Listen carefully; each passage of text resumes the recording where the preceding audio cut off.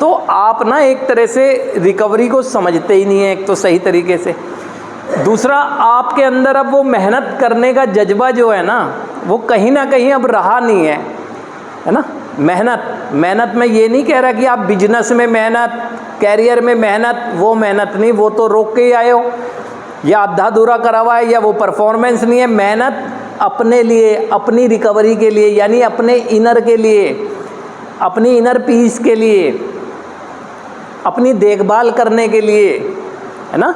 क्योंकि कष्ट तो यही होता है सबसे ज़्यादा आप लोगों को, कि कैसे आप ज़िंदगी के वो बैड इवेंट जो आपने जाने अनजाने में नकारात्मक सोच के प्रभाव में और नशे के प्रभाव में कर दिए, कैसे उनको याद कर लें आज। क्योंकि आपको पता ही है कि वो गलत किया, तो अपने आप से ही एक अजीब सी होने लगती है, तो सोचने ही नहीं है अब आप कि मेरे से ऐसा हुआ होगा, क्योंकि आज होश में आ गए ना।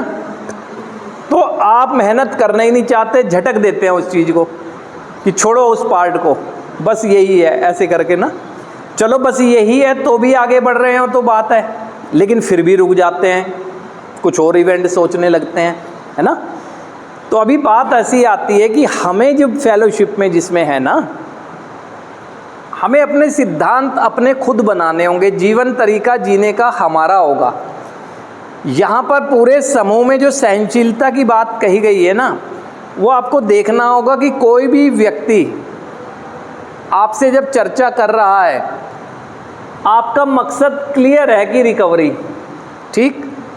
चर्चा कोई भी करे, विचार कोई भी करे, कुछ भी हो, तो आपको भटकना नहीं है उससे, सिद्धांत, है ना।